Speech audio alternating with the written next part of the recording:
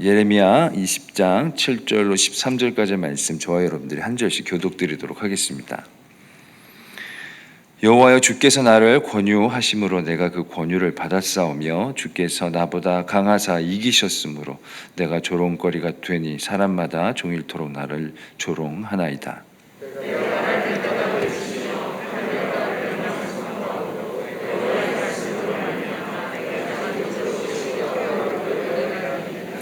내가 다시는 여호와를 선포하지 아니하며 그의 이름으로 말하지 아니하리라 하면 나의 마음이 불붙는 것 같아서 골수에 사무치니 답답하여 견딜 수 없나이다.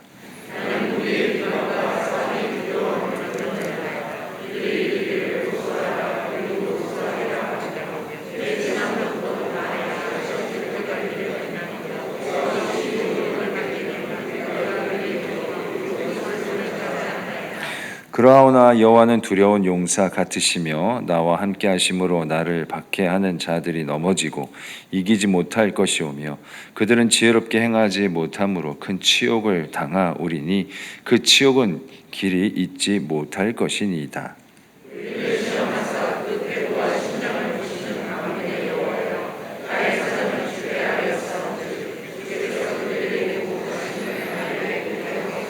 함께요. 여호와께 노래하라. 너희는 여호와를 찬양하라. 가난한 자의 생명을 행악자의 손에서 구원하셨음이니라. 아멘. 하나님의 말씀입니다. 네, 하나님의 은혜가 여러분과 함께 하시기를 바랍니다. 우리가 오늘 예레미야의 말씀을 읽었습니다. 예레미야는 좀 어려운 책이죠. 여러분 읽어보시면 아시겠지만 이해가 되지 않는 부분도 참 많이 있습니다. 그런데 예레미야에는 두 가지의 큰 흐름이 나타납니다. 하나의 흐름은 예레미야에 나타나는 하나님의 언약의 말씀의 흐름입니다. 그 예레미야 33장의 새 언약으로 대표되는 이 새 언약이라는 것 곧 예수 그리스도에 대한 언약이거든요. 그 새 언약으로 대표되는 하나님의 약속, 이스라엘에 대한 회복, 그리고 하나님의 계획, 이것들이 담겨 있는 한 언약의 말씀이 하나의 축으로 이야기가 진행이 됩니다. 그렇다면 예레미야서 안에 나타나는 또 하나의 이야기는 무엇일까? 우리가 생각하게 되는데요. 그것은 무엇이냐면 하나님의 말씀을 듣고서 그 말씀을 전하며 살아가는 한 선지자 예레미야의 이야기입니다. 예레미야 안에는 예레미야의 고백이라고 알려져 있는 6개의 큰 예레미야의 고백문들이 있습니다. 그런데 말이 고백문이지 여러분 읽어보시면 그 고백들이 고백이라기보다는 약간 성을 내고 따지고 하나님 앞에 대드는 듯한 그런 이야기들이 담겨 있음을 보게 됩니다. 오늘 우리가 읽은 이 말씀도 이 예레미야의 고백이라고 하는 부분의 한 고백인데요. 특별히 예레미야의 6가지 고백 중에서 마지막 고백, 그러니까 예레미야의 고백이 점점 깊어져서 가장 예레미야의 고백의 핵심이 담겨 있는 구절을 저희가 오늘 읽었습니다. 그런데 여러분 읽어보시면 느낌이 오시겠지만 이 예레미야의 고백이 말씀드린 것처럼 그렇게 아름답지는 않습니다. 하나님에 대한 어떤 원망도 있고요. 그리고 거기에서 회복된 듯한 이야기도 있고 그렇게 이 고백들이 담겨 있습니다. 제가 이 고백에 대해서 이렇게 길게 말씀을 드리는 이유가 무엇이냐 하면 이 고백은 구약 성경에서 굉장히 큰 주제로 다뤄지고 있는 성도의 탄식을 응축하여 나타내고 있는 곳이기 때문입니다. 여러분 그 다윗의 일화를 잘 알고 계실 겁니다. 다윗이 사울 왕을 피해서 엔게디 광야로 갑니다. 그리고 거기에서 한 굴에 숨어 있게 되죠. 그런데 마침 그 굴에 누가 찾아오지요? 사울이 찾아오죠. 네, 감사합니다. 네. 사울이 찾아옵니다. 어려운 문제인데 여러분 아주 훌륭하십니다. 사울이 찾아오는데 다윗 입장에서는 이렇게 생각할 수가 있을 겁니다. 아, 하나님께서 드디어 저 악한 사울 왕을 나에게 맡기셨구나. 그렇게 생각할 수가 있는데 다윗은 거기에서 그렇게 생각을 하지 않고 하나님께서 기름 부은 왕을 내가 해할 수 없다고 하면서 옷깃만 살짝 잘라가지고 나오는 장면을 여러분 잘 아실 겁니다. 그러고서 그것을 나중에 이제 사울 왕에게 이제 보여주니까 사울 왕이 막 나의 아들아 어쩌고저쩌고 하면서 막 눈물로 막 호소하고 하는 기억하시죠? 네, 그런 장면이 나타나게 됩니다. 그런데 여러분 그 장면 이후에 다윗의 삶이 어떻게 변했을까요? 다윗이 그 사건 이후에 사울 왕으로부터 아주 자유로워져서 그래서 다윗의 삶이 변화가 되었을까요? 성경을 보면 그렇지 않다라는 것을 우리는 알 수가 있습니다. 다윗은 오히려 그 이후에 이스라엘 땅을 떠나게 됩니다. 그리고 블레셋으로 가서 막 미친 척을 하면서 블레셋에 겨우 정착을 하고 그런 고통의 삶을 이렇게 살아가게 됩니다. 다윗이 그렇게 사울 왕을 피해서 도망다니던 상황을 시편으로 고백하는 시편들이 굉장히 많이 담겨 있습니다. 좀 전에 말씀드렸던 그 동굴에서 사울 왕을 피해서 있던 다윗의 그런 고백들이 담겨 있는 시편이 아주 유명한 게 시편 57편과 142편입니다. 57편과 142편은 아주 정확하게 다윗이 사울 왕을 피해서 동굴에 숨어 있을 때 그가 했던 고백이라고 알려져 있습니다. 그런데 그런 고백들을 살펴보면 하나님에 대한 어떤 원망, 아니면 나를 도와달라는 하나님에 대한 간절한 기도 같은 것들이 담겨 있습니다. 이런 시편을 성경학자들은 탄원시라고 얘기를 합니다. 하나님께 나의 어려움을 아뢰는 그런 시편입니다. 그런데 여러분, 시편이 150편까지 있잖아요. 그 중에 탄원시가 몇 편인지 혹시 여러분 몇 편일까요? 아무도 얘기를 안 하시겠죠? 네, 몇 편을 살펴보면은 탄원시가 70편 정도 된다고 합니다. 150편 중에 70편. 그러니까 하나님의 어떤 은혜와 사랑을 고백하는 시편 안에서 무려 거의 절반 가까이가 자신의 어려움을 하나님께 아뢰는 탄원시라는 겁니다. 이것이 무엇을 의미할까요? 이것이 의미하는 것은 우리 그리스도인, 우리 성도의 삶이라는 게 결코 행복한 해피엔딩처럼 나아가는 삶이 아니라는 겁니다. 우리의 삶이라는 것은 항상 좋은 일, 평안한 일, 우리를 편안하게 하고 우리를 아름답게 하고 안유하게 하는 그런 일들만 있는 것이 삶이 아니라 우리의 삶 속에는 과거에도 그렇고 지금도 그렇고 앞으로도 그렇고 어떠한 어려움들, 고난들, 아픔들이 늘 찾아오는 것이 인생이라는 것을 보여주는 것이 바로 이 부분이라는 거죠. 여러분, 이 탄원시들을 보면은 그 탄원시에는 공통적으로 나타나는 한 인물이 있습니다. 어떠한 인물일까요? 탄원시니까 나를 힘들게 하는 사람이 있겠죠. 그죠? 그러면 그 사람이 그 탄원시의 주제로 나타날 겁니다. 그래서 그 사람들을 표현하는 탄원시에서 사용하는 용어가 하나가 있는데 그 용어가 뭐냐면 원수입니다. 많이 들어보셨죠? 뭐 차장에도 그런 거 있지 않습니까? 원수가 나를 뭐 에워싸도 내가 뭐 어쩌고 이런 식의 찬양들이 있지 않습니까? 탄원시에는 원수의 존재가 반드시 등장을 합니다. 그리고 이 원수가 나를 힘들게 하는 자로 나타나게 되죠. 그런데 여러분, 이 탄원시에 대한 이야기를 우리가 생각할 때에 우리가 기억해야 되는 부분이 한 가지가 있는데요. 어떤 부분이냐면 우리가 성도의 삶을 살아갈 때 아니면 우리가 삶 속에서 어떤 어려움과 아픔들을 경험하게 될 때에 우리는 어디에 시선이 가게 되냐 하면 나의 죄에 대해서 시선이 가게 됩니다. 그러니까 우리는 어디에 익숙해져 있느냐 하면 우리는 어떠한 어려움들과 문제가 있다든지 그리스도인의 삶의 방향들에 대해서 고민하게 될 때 거기에서 우리는 나의 죄를 보는 거에 굉장히 익숙해져 있습니다. 왜냐하면 교회에 왔을 때 우리가 처음 접하는 개념 중에 하나가 우리는 전적으로 타락한 죄인이다라는 거잖아요. 예수 그리스도의 십자가가 없으면, 주님의 은혜가 없으면 나는 아무것도 할 수 없는 죄인이다라는 것 우리가 많이 듣지 않습니까? 그러다 보니까 우리의 삶의 영역들에서 우리는 우리의 죄를 보는 것에 굉장히 익숙해져 있습니다. 그런데 이 탄원시에서 나타나고 있는 원수의 존재라는 것은 우리가 보는 이 죄의 존재에서 내 안에 있는 죄를 보는 바로 여기에서 우리의 방향성을 조금은 다르게 볼 것을 우리에게 요구한다는 거죠. 이게 무엇이냐? 이게 지금 무슨 말을 이렇게 어렵게 하는 것일까요? 무슨 말이냐 하면 우리가 세상 속에서 마주하게 되는 어떤 어려움들, 어떤 고난들은 우리의 죄의 문제인 경우도 분명히 있습니다. 그런데 그거보다 더 근원적인 원수의 존재가 있다는 것을 얘기하고 있다는 겁니다. 우리가 세상을 살아가는 동안에 우리가 그리스도인으로 이 세상을 걸어갈 때에 우리의 눈앞에 우리가 마주하는 원수가 있다는 거예요. 사탄이 있다는 거죠. 세상 가운데 존재하고 있는 악의 문제가 있다는 겁니다. 이 악의 문제를 얘기하는 게 저 악한 세상 이렇게 얘기를 하면서 우리가 거기를 정죄하라는 얘기를 하는 것이 아닙니다. 여러분, 내 죄를 얘기할 때 여러분 내 죄를 정죄하면서 이야기하시는 분들 별로 없지 않습니까? 내 죄를 고백하면서 막 할 때 하나님, 나는 이렇게 쓰레기예요. 나는 이런 잘못을 매번 반복하면서 나는 주님 앞에 나올 수가 없어요. 이렇게 회개하시는 분도 있긴 있겠지만 그거보다도 우리가 내 죄를 고백할 때 어떤 마음을 고백합니까? 은혜를 주세요. 하나님, 나를 구원해 주세요. 내가 또 이 죄에 빠져 있습니다. 나를 붙들어 주세요. 이 마음으로 우리가 죄를 고백하지 않습니까? 세상 가운데 있는 악의 문제를 얘기할 때 세상에 세상이 악하다, 세상 가운데 사단의 존재가 있다라는 것을 우리가 얘기할 때 우리가 얘기하는 초점은 뭐냐면 세상도 똑같은 겁니다. 세상도 하나님의 도움이 필요한 거예요. 세상도 하나님의 임재가 필요한 겁니다. 나를 고쳐주신 하나님의 은혜가 이 세상에도 필요한 겁니다. 그런데 이 세상이 여전히 악하기 때문에, 이 세상이 여전히 하나님의 나라가 아니기 때문에 그곳에서 하나님의 사람으로 살아가는 우리들은 어떠한 저항을 마주하게 되고 어떠한 고통을 겪게 되고 거기에서 넘어짐과 쓰러짐을 경험하게 되는 거죠. 이거를 경험하는 하나님의 사람들이 하나님께 탄원하며 나아가는 시가 바로 이 탄원시입니다. 여러분, 창세기가 아니죠, 마태복음 28장에 예수님께서 제자들에게 하는 마지막 명령이 있다. 지상명령이라고 하는 마지막 명령이 있습니다. 그 명령에서 뭐라고 하시는지 여러분 잘 아실 겁니다. 그러므로 너희는 가서라고 이렇게 표현을 합니다.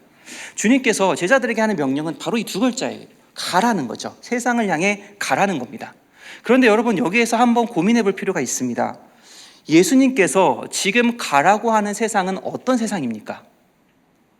예수님께서 지금 십자가에 달려 죽으신 지 얼마 안 됐거든요. 부활하시고 승천할 때까지 40일로 잡잖아요. 그러니까 예수님께서 승천하실 때까지 아주 길게 잡아야 43일입니다. 43일밖에 안 됐어요. 그 밖에는 예수님을 십자가에 달려 죽인 아주 무시무시한 유대인들과 로마 군사들이 있습니다. 그런데 주님께서는 우리 그리스도인들에게, 제자들에게 뭐라고 말씀하시냐면은 저곳으로 가라는 거예요. 예수를 십자가에 달아 죽인 저 세상으로 우리 보고 가라는 거죠. 그러면 우리가 그 세상에서 무엇을 경험하게 될까요? 당연히 고난을 경험하게 됩니다. 당연히 아픔을 경험하게 됩니다. 당연히 세상의 저항을 경험하게 됩니다. 그래서 신약 성경에서는 성도의 고난이라는 것은 예수 그리스도를 따라가고 있는 삶의 반증이라고 표현을 해요. 우리가 세상 속에서 고난을 받지 않는다면 우리는 세상 속에서 주님을 따라 살아가지 않는 삶이라고 신약 성경은 아주 단호하게 얘기를 한다는 겁니다. 제가 이런 주제의 강의를 할 때 여러분께 많이 말씀을 드리는 부분인데, 여러분 신앙생활 하시면서, 성도로 살아가시면서 한 번도 그런 어려움을 겪지 않았다, 내가 그리스도인으로 살아가는 것이 마냥 즐겁고 행복하고 정말 하나님께서 주시는 축복만을 막 누리면서 살아갔다, 그러면 여러분 조금 고민을 해보실 필요가 있습니다. 정말 나는 주님의 말씀대로 살고 있는지, 정말 나는 복음 안에 서서 걸어가고 있는지 고민을 해볼 필요가 있습니다. 왜냐하면 이 세상은 예수를 십자가에 못 박은 세상이고, 이 세상은 하나님의 나라가 아직은 아니고, 이 세상은 여전히 사단의 존재가 그 안에 자리를 하고 있고, 그래서 주님의 말씀대로 걸어가는 우리들, 성령의 임재 안에서 성령을 따라가는 우리들은 반드시 그곳에서 어떠한 종류의 어려움을 겪게 된다는 거죠. 오늘 예레미야의 이 말씀 속에서 예레미야가 겪고 있는 상황이 바로 이겁니다. 예레미야 8장을 보시면, 20장 8절을 보시면 예레미야가 지금 겪고 있는 상황에 대해서 이렇게 표현합니다. 내가 말할 때마다 외치며 파멸과 멸망을 선포함으로 여호와의 말씀을 말미암아 내가 종일토록 치욕과 모욕거리가 됨이니이다. 지금 예레미야는 무엇이라고 얘기하냐면 지금 나의 상황이 치욕과 모욕거리가 되는 아주 어려운 상황이라고 얘기를 하고 있습니다. 왜 치욕과 이런 모욕거리가 되는 상황이 됐을까요? 예레미야가 선포하는 게 파멸과 멸망이었기 때문입니다. 왜 예레미야는 파멸과 멸망을 선포했을까요? 이스라엘이 그렇게 악한 길로 가고 있었기 때문인 거죠. 이 예레미야가 지금 이걸 선포하고 있을 때가 이스라엘이 그 멸망하기 마지막 그 10년 사이에 예레미야의 선포가 가장 집중되어 있거든요. 그러니까 이스라엘은 지금 10년 후에 멸망을 하는데 그거를 모르고 우리들은 괜찮다, 우리들은 안전하다라고 외치고 있는 상황이었습니다. 거기에 대해서 예레미야가 아니야, 너희들 지금 잘못하고 있어, 하나님께 돌아와야 돼라고 외쳤던 게 예레미야의 외침이었던 거죠. 바로 그 10년 안에 있는 아주 어려운 상황들 속에서 예레미야는 하나님을 외치고 있는데, 그 예레미야를 보면서 사람들은 너는 파멸과 저주만을 얘기하는구나, 멸망만을 얘기하는구나, 그러면서 예레미야를 미워하고 예레미야를 가둬서 때리기도 하고 예레미야에게 온갖 저주를 붓기도 하고, 그런 식의 예레미야가 어려움을 당하고 있는 겁니다. 여러분, 그런데 여기서 우리가 아주 중요하게 봐야 될 부분이 한 가지가 있습니다. 제가 세상의 어둠을 얘기했잖아요. 악을 얘기했잖아요. 그런데 예레미야가 지금 그 어둠과 악을 경험하면서 지금 고통을 당하고 있습니다. 그러면 예레미야가 이 고통 속에서 외치는 이 고백, 탄원, 이 탄원의 대상은 누구일까요? 세상에 있는 어둠을 향해서 외치고 있을까요? 아니, 조금 쉽게 얘기를 하면 나를 어렵게 하는 한 사람이 있어요. 그 사람이 나를 너무 힘들게 해요. 그래서 예레미야가 그 사람을 향해서 그 사람을 저주하는 외침을 지금 하고 있을까요? 살펴보면 그게 아니라는 것을 발견하게 됩니다. 예레미야는 거기에서 그것이 아니라 자기의 삶의 방향성, 자기가 지금 경험하고 있는 고통에서 이 고통의 방향성을 바꾸는 어떠한 경험을 하게 됩니다. 그것이 무엇인지가 바로 9절에 나옵니다. 9절을 보시면 이렇게 표현되어 있습니다. 내가 다시는 여호와를 선포하지 아니하며 그의 이름으로 말하지 아니하리라 하면 나의 마음이 불붙는 것 같아서 골수에 사무치니 답답하여 견딜 수 없나이다. 7절을 보시면 또 이런 표현이 있습니다. 여호와여 주께서 나를 권유하심으로 내가 그 권유를 받았사오며 주께서 나보다 강하사 이기셨으므로 내가 조롱거리가 되니 사람마다 종일토록 나를 조롱하나이다. 즉 이 말씀이 어떤 말씀이냐면 예레미야가 세상의 어두움을 경험하고 있잖아요. 그리고 하나님의 말씀을 붙들고 그 앞에 서 있거든요. 그런데 예레미야가 지금 거기에서 뭐를 발견하냐 하면 자기를 그 상황 가운데로 인도하고 계시는 하나님을 발견하는 겁니다. 그래서 예레미야는 7절에서 하나님을 막 원망을 합니다. 여기에서 주께서 나를 권유하심으로 하는 표현이 나오는데 이 권유라는 건 아주 안 좋은 표현이에요. 말하자면은 누구를 꼬신다든지 누구를 꿰어서 안 좋은 대로 이렇게 이끌어 간다든지 할 때 쓰는 표현입니다. 그만큼 예레미야는 지금 속이 상하는 거예요. 아픈 거예요. 그런데 거기에서 예레미야가 지금 이런 표현을 하면서까지 하나님께 나아가는 건 뭐냐면은 지금 하나님께 하나님 내가 처해 있는 이 어려운 상황들, 내가 처해 있는 이 아픔의 상황들이 하나님 때문이지 않습니까?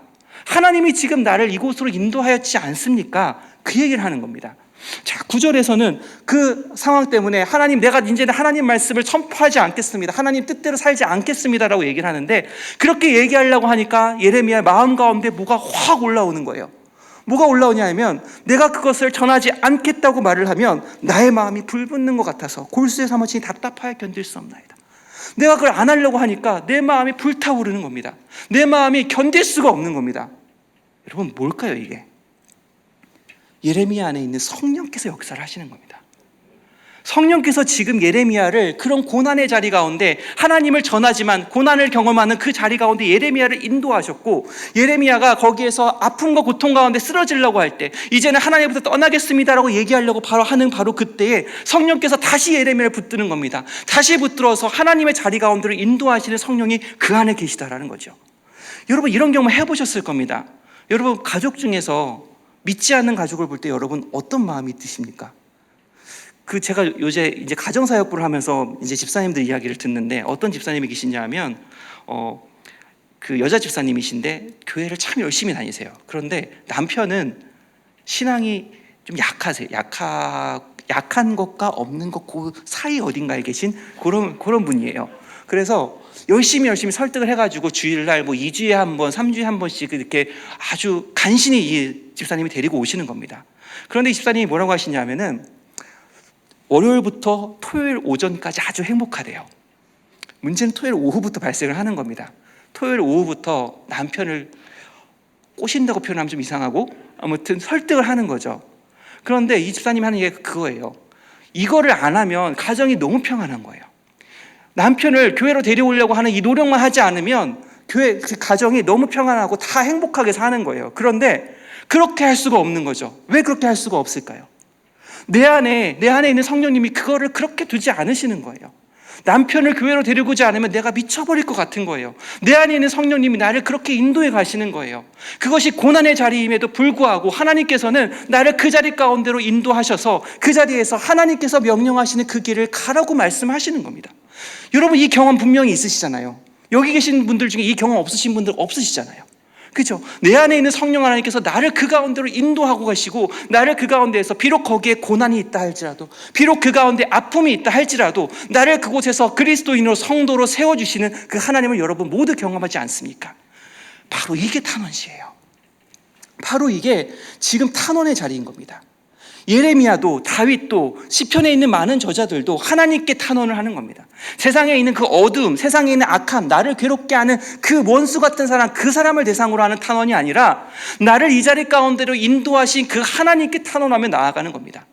왜 그 하나님께 탄원하며 나아가는지 여러분 혹시 아시겠습니까? 왜 그 상황 속에서 나를 이 아픔 속으로, 나를 이 힘듦 속으로 인도하셨던 그 하나님께 탄원하면서 그 하나님을 붙들며 나아가는지 여러분 왜인지 아시겠습니까? 여러분 10절을 보시면 이런 표현이 있어요. 나는 무리의 비방과 사방의 두려워함을 들었나이다. 그들이 이르기를 고소하라, 우리도 고소하리라. 그들이 예레미야를 고소하겠다고 말하는 겁니다. 내 친한 벗도 다 내가 실족하기를 기다리며 그가 혹시 유혹을 받게 되면 우리가 그를 이기어 우리 원수를 갚지 않아이다. 나의 친한 친구들이 다 내가 넘어지는 걸 기다리고 있어요. 성도의 삶이라는 건, 그리스도의 삶이라는 건 세상의 어둠 속에서 너무나 작은 겁니다. 우리 모두가 알고 있지 않습니까? 우리가 그리스도인을 살고자 해서 복음을 들고 세상 가운데 나갑니다. 하나님의 뜻대로 살아가고자 합니다. 그런데 내가 하나님의 뜻대로 살아가고자 할 때 부딪히는 그 세상은 내가 생각하는 것보다 너무나 크고 무섭습니다. 나의 힘으로 이길 수 없는 세상이 눈앞에 펼쳐집니다. 직장에서 내가 그리스도를 살려고 하지만 작은 회식 하나도, 작은 그 직장에 있는 그런 문화 하나도 나의 힘으로 넘어서는 것이 너무나 어려움을 경험하게 됩니다. 나에겐 힘이 없습니다. 나에겐 그것들을 이겨내갈 수 있는 능력이 존재하지 않습니다. 그럼 무엇이 필요할까요? 위로부터 오는 힘이 필요한 겁니다. 하늘로부터 내려지는 하나님의 능력이 필요한 겁니다. 세상의 어두움을, 세상의 유혹을, 세상의 공격을 하나님의 말씀으로, 하나님께서 주시는 힘으로 끌고 나갈 수 있는 능력이 우리한테 필요한 겁니다. 그러니까 예레미야가 거기에서 하나님밖에 의지할 분이 없기 때문에, 하나님밖에 붙들 수 있는 분이 없기 때문에 그 예레미야가 하나님께로 나아가는 거죠. 탄원 씨가 하나님께 나아가는 이유는, 탄원 씨가 하나님을 붙들고 하나님께 나의 상황들을 탄원하며 나아가는 이유는 하나님께 내 이 상황들을 주님의 은혜 가운데서, 주님의 말씀대로, 주님께서 뜻하시는 대로 이겨내고자 하는 간절한 몸부림이 그 자리 가운데 있는 겁니다. 그럼 여러분, 예레미야가 이렇게 하나님께 나아갔을 때, 성도들이 하나님께 이렇게 나아갔을 때, 시편에 있는 그 저자들이 하나님께 이렇게 나아갔을 때 하나님께서는 그들을 어떤 자리로 인도하실까요? 오늘 여러분에게 전하는 메시지의 핵심은 바로 여기에 있습니다. 우리가 고통 가운데 있을 때, 아픔 가운데 있을 때, 눈물 가운데 있을 때, 너의 힘으로 해결할 수 없는 그 문제들 가운데 있을 때, 그래서 내가 하나님을 붙들며 그 자리 가운데 설 때에 하나님께서는 지금 나를 어디로 인도하시는가? 11절 보시면 이렇게 표현이 되어 있습니다. 그러하오나 여호와는 두려운 용사 같으시며 나와 함께 하심으로. 하나님께서 지금 어느 자리로 우리를 인도하시느냐? 그러하오나의 자리로 인도하십니다. 그러하오나의 자리라는 것은 내가 보고 있는 이 현실을 넘어서는 하나님께서 열어주시는 새로운 현실의 자리로 인도하시는 표현입니다. 그 다음에 그러하오나 다음에 뭐라고 표현했는지 여러분 잘 보십시오. 여호와는 두려운 용사 같으시며 나와 함께 하심으로. 이게 여러분 단순하게 하나님에 대한 어떤 표현이라고 우리가 생각할 수가 있습니다. 여기서 두려운 용사 같다라는 건 내가 하나님을 두려워한다는 뜻이 아니라 하나님께서는 강한 용사십니다라는 고백입니다. 그리고 뒤에 나와 함께 하시는 하나님이라는 고백입니다. 여러분, 이게 왜 이 자리 가운데 있는지 우리가 예레미야서를 쭉 읽지 않으면 이해할 수가 없습니다. 그러나 우리가 예레미야 전체를 살펴보면 이 말씀이, 예레미야가 이 고백을 하는 이유가 아주 분명하게 나타납니다. 예레미야 1장 18절 19절을 보시면 이 1장 18절 19절은 하나님께서 예레미야를 선지자로 부르시는 장면이거든요. 그런데 선지자로 부르실 때 하나님께서 예레미야에게 약속을 하십니다. 18절에 이렇게 표현되어 있습니다. 한번 들어보십시오. 보라, 내가 오늘 너를 그 온 땅과 유다 왕들과 그 지도자들과 그 제사장들과 그 땅 백성 앞에 견고한 성읍 쇠기둥 노성벽이 되게 하였은즉. 이 얘기는 무슨 말이냐면 하나님께서 예레미야를 이 세상 가운데 강한 하나님의 사람으로 세워주셨다라는 의미입니다. 19절에는 그들이 너를 치나 너를 이기지 못하리니 이는 내가 너와 함께하여 너를 구원할 것임이니라. 나와 함께 하시는 하나님, 예레미야와 함께 하시는 하나님을 지금 하나님께서 약속하신 거죠. 지금 20장 11절에 그러하오나 뒤에 있는 여호와는 두려운 용사 같으시면 나와 함께 하심으로 라는 이 표현은 어떤 표현이냐면 예레미야가 만난 하나님에 대한 고백입니다. 예레미야가 처음 하나님을 만나서 하나님께서 선지자로 그를 부르실 때에 그에게 약속하셨던 하나님의 약속들, 그래서 예레미야가 만났던 하나님, 나와 함께 하시는 하나님, 나를 강하게 하시는 하나님, 나를 이 세상에 있는 모든 공격으로부터, 모든 어려움으로부터 나를 굳건하게 지켜서 하나님의 사람으로, 하나님의 선지자로 세우시겠다고 말씀하셨던 바로 그 하나님을 고백하는 겁니다. 그러하오나의 자리라는 것은 무엇이냐? 하나님께서 우리 성도가 고통 가운데 있을 때, 고난 가운데 있을 때 하나님께 나와 하나님을 부르짖고 하나님을 붙잡으면 하나님께서는 어떤 자리로 우리를 인도하시냐면 하나님께서 나를 만나주셨던 바로 그 자리로 인도해 주시는 겁니다. 내가 하나님을 뜨겁게 경험했던 그 자리, 내가 처음 하나님을 만나서 눈물로 기도했던 그 자리, 하나님을 부르짖으면서 하나님의 찬양 가운데 뜨겁게 나아갔던 바로 그 자리, 나의 하나님의 자리로 하나님께서는 나를 인도해 주시는 겁니다. 그렇기 때문에 이 그러하오나라는 이 표현은 하나님의 놀라운 은혜의 표현인 거죠. 우리가 살아가면서 이 은혜의 자리를 잃어버릴 때가 참 많지 않습니까? 하나님께서 나에게 주셨던 이 은혜들을 기억하지 못하고 하나님께서 나에게 풍성하게 부어줬던 이 하나님의 사랑을 기억하지 못하고 나아갈 때가 많지 않습니까? 그런데 우리가 하나님께 부르짖어 나아갈 때, 우리가 하나님을 붙잡을 때 하나님께서는 우리에게 무엇을 허락하시냐면 다시 그 은혜를 회복하게 하시는 겁니다. 다시 그 은혜를 회복하게 하셔서 다시 하나님의 사람으로 걸어가게 하시는 것이죠. 자, 여기까지 이렇게 맞춰지면 참 아름답습니다. 그런데 이 예레미야 우리가 읽진 않았는데 20장 7절부터 13절 뒤에 다시 어떤 표현들이 나오거든요. 이 7절부터 18절까지가 사실 예레미야의 마지막 고백의 전체 전문입니다. 그런데 14절부터 18절까지의 내용을 보시면 굉장히 당혹스럽습니다. 왜 당혹스럽냐면 요 앞에서 그러하오나 여호와는 두려운 용사 같으시며 나와 함께 하심으로 하면서 막 믿음의 고백을 했던 예레미야가 14절에 가면 뭐라고 얘기하느냐? 내 생일이 저주를 받았다면, 나의 어머니가 나를 낳던 날이 복이 없었다면, 자신의 태어남을 막 저주를 하는 겁니다.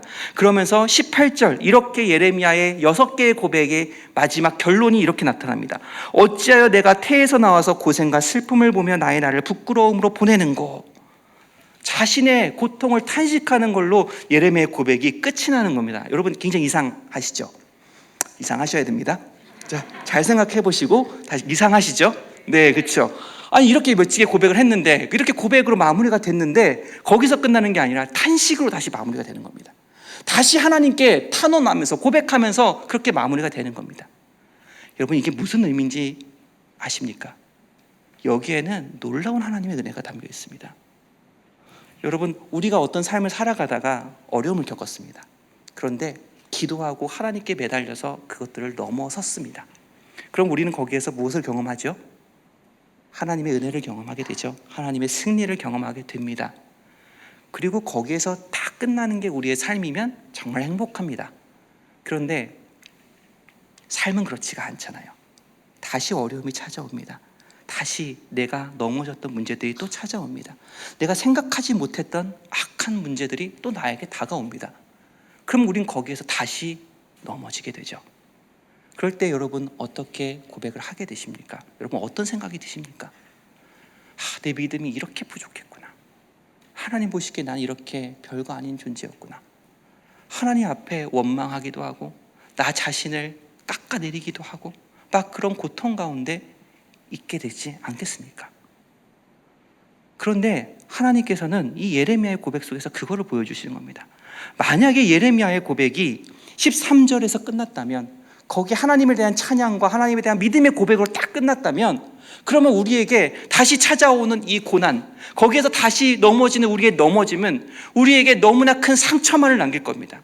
나의 믿음이 이렇게 부족했구나, 내가 하나님 앞에서 여전히 이렇게 모자랐구나, 그런 나의 탄식으로 끝나고 말 것입니다. 그런데 예레미야의 고백은, 예레미야의 탄원은 여기에서 끝나는 것이 아니라 다시 예레미야가 하나님 앞에 탄식하는 것으로 끝납니다. 이것이 무엇을 얘기하느냐? 예레미야의 마지막 고백은 하나님에 대한 탄식, 하지만 하나님께 다시 고백하며 나아가는 예레미야, 그리고 다시 하나님께 탄식하는 예레미야의 모습으로 그려져 있습니다. 이것이 무엇을 의미하느냐면, 이것이 반복되는 예레미야의 삶이라는 것을 우리에게 보여주는 겁니다. 예레미야의 탄원이, 예레미야의 고백이 6개로 끝나는 것은 6개에서 예레미야가 하는 그 모든 탄원의 고백들, 예레미야가 했던 그 아픔들이 다 완결돼서 그렇게 된 것이 아니라, 이 6번의 마지막 6번째 이 고백이 계속해서 반복이 돼서 7번째, 8번째, 9번째, 10번째 계속해서 반복되는 예레미야의 탄식과 고백이 된다는 것을 우리에게 보여주는 사건입니다. 그리고 하나님께서는 이것들을 보여주므로 말미암아 우리 성도가 넘어질 수 있다는 것을, 악의 문제가, 세상 가운데 있는 이 어둠의 문제가 너무나 크기 때문에 우리는 거기에서 쓰러지고 쓰러질 수밖에 없다는 것을 우리에게 알려줍니다. 그런데 거기에서 끝나는 것이 아니죠. 탄식, 하나님에 대한 고백, 탄식으로 이어지는 이 예레미야 20장의 흐름은 이 탄식에서 다시 예레미야를 어떠한 한 자리로 데리고 옵니다. 어떤 자리로 데리고 오겠습니까? 그러하오나의 자리로 데리고 오는 거죠. 그러하오나의 자리로 예레미야를 다시금 하나님께서 끌고 가시는 겁니다. 예레미야를 하나님의 선지자로 부르셨던 그 하나님께서 예레미야를 하나님의 선지자로 세워서 하나님의 말씀을 전하라고 하셨던, 마음이 불붙는 것 같이 뜨거워져서 전하지 않을 수 없게 만드셨던 그 하나님의 성령께서 다시 넘어지는 예레미야를 어느 자리로 데려오시느냐, 그러하오나 여호와는 두려운 용사이시오니, 여호와는 나와 함께 하시는 하나님이시오니, 나를 만나주셨던 그 하나님의 자리로, 예레미야가 하나님을 고백했던 그 자리로 다시금 끌고 오시는 겁니다. 이렇게 하나님께서는 다시 예레미야를 데리고 오시고 다시 예레미야를 데리고 오시고 하는 그것을 이 본문에서 우리에게 말씀하고 계시는 거죠. 이 11절의 이 뒷절을 보시면 여러분, 이 하나님께서 다시 우리를 하나님과 만났던 믿음의 자리로 데리고 온다는 게 어떤 의미인지 발견하게 됩니다. 자, 그러하오나 여호와는 두려운 용사 같으시며 나와 함께 하심으로, 이렇게 우리가 여기까지 읽었죠. 그 다음에 나를 박해하는 자들이 넘어지고 이기지 못할 것이오며 그들은 지혜롭게 행하지 못하며 큰 치욕을 당하오리니 그 치욕은 길이 잊지 못할 것이니이다.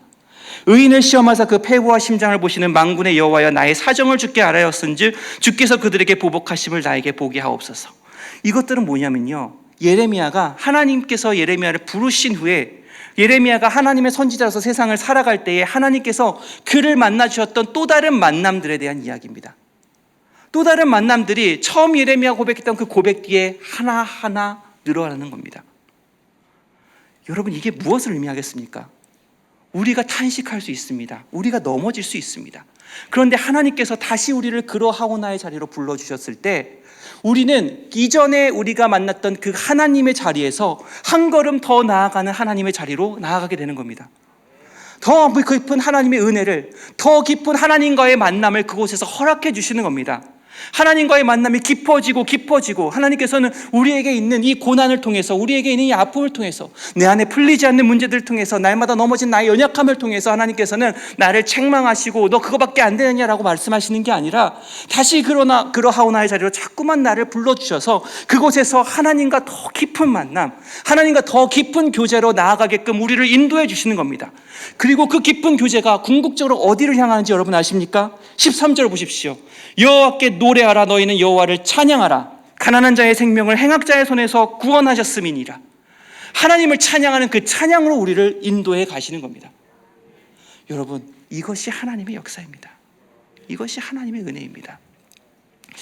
여러분, 제가 이 말씀을 전하면서 여러분께 꼭 질문하고 싶었던 질문이 있습니다. 여러분이 만났던 하나님은 어떤 하나님이십니까? 여러분이 고백하는 하나님은 어떤 하나님이십니까? 제 이야기를 짧게 하면은 저는 청소년 때 조금 어려움을 겪었습니다. 과정이 막 어려움이 심하고 이런 걸 얘기하는 건 아니고요.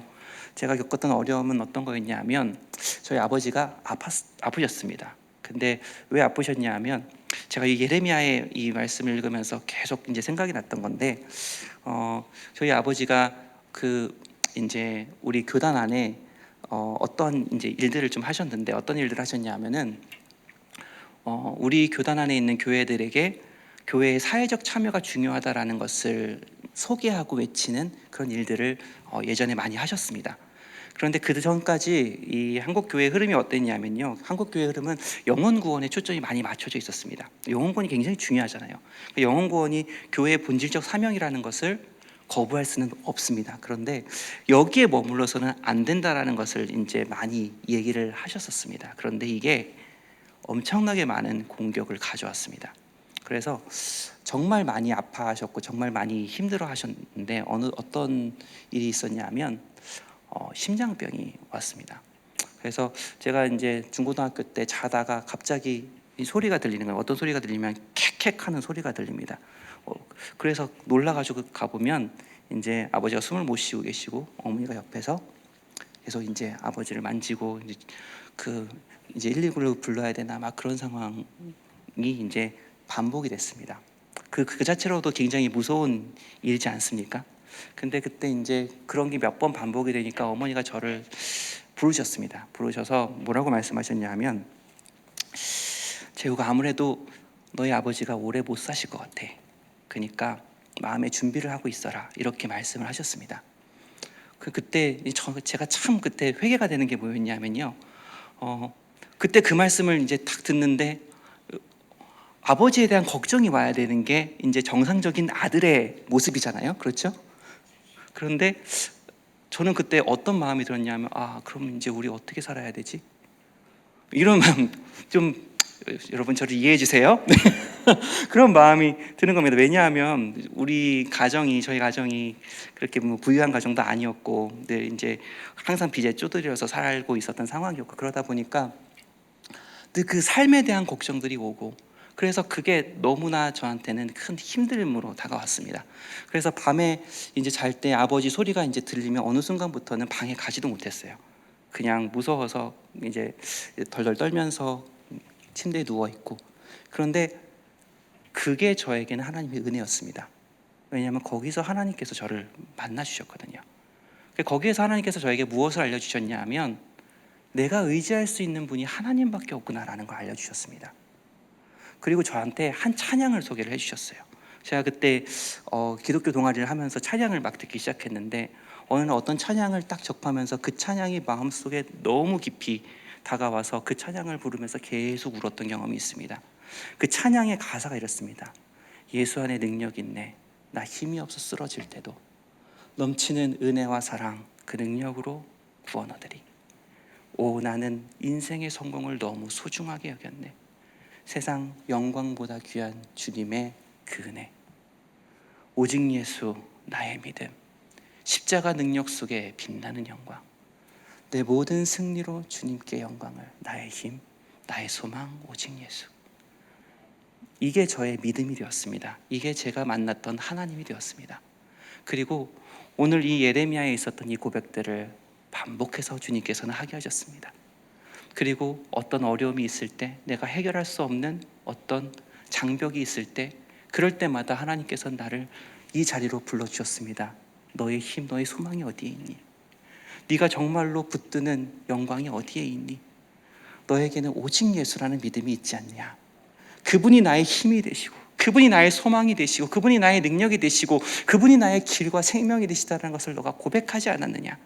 자꾸만 그 자리로 저를 불러주십니다. 제가 세상의 유혹 가운데 흔들릴 때 또 하나님은 나를 이 그러하오나의 자리로 불러주셔서 그 믿음 가운데 저를 세워주십니다. 네가 세상의 영광을 갖고 싶니? 세상의 부와 명예를 가지고 싶니? 하지만 너의 믿음은 그것이 아니지 않니? 너의 믿음은 오직 예수, 오직 하나님, 오직 하나님께서 주시는 은혜, 그것이지 않니? 그래서 하나님의 영광을 위해 살아가고자 너가 고백하지 않았니? 바로 그 자리로 자꾸만 저를 불러주셨습니다. 여러분, 여러분의 믿음의 자리는 어디입니까? 여러분이 고난 가운데 있을 때, 여러분이 아픔 가운데 있을 때, 여러분이 세상의 어둠을 경험할 때에 여러분을 불러주시는 하나님의 그러하오나의 자리는 여러분 어디이십니까? 그리고 그 그러하오나의 자리를 여러분 지켜가고 계십니까? 여러분의 믿음을 단단히 여러분의 가슴 속에 새겨가고 계십니까? 그리고 그 믿음 안에서 여러분의 믿음이, 하나님과의 만남이 하루하루 깊어져 가고 계십니까? 하나님을 붙드십시오. 하나님을 의지하십시오. 하나님과 더 깊은 만남을 하나님께 간구하십시오. 그래서 여러분의 믿음이 단순히 믿음의 고백으로 끝나는 것이 아니라, 여러분의 믿음의 고백이 하나님을 향한 찬양이 될 수 있도록, 여러분의 삶이 어떤 어려움이 온다 할지라도, 어떤 두려움이 온다 할지라도, 세상에 어떤 아무리 거대한 어둠과 악을 만난다 할지라도 여러분의 입술 속에서 하나님을 찬양하는 찬양으로, 성령께서 주시는 은혜로, 능력으로 그 모든 것들을 이겨내고 하나님의 나라를 바라보며 걸어갈 수 있는 하나님의 성도 되시기를 여러분이 기도하시면서 나아가십시오. 그러기 위해서 여러분, 하나님을 붙들으셔야 합니다. 여러분의 하나님을 만나셔야 됩니다. 그 만남이 하루하루 깊어져서 여러분의 삶 가운데 가득 채워지고, 가득 채워지는 걸 넘어서 여러분의 삶을 완전히 붙들고, 그래서 여러분의 삶이 그 하나님에 대한 고백으로 살아가는 삶이 되시기를 주님의 이름으로 축원합니다.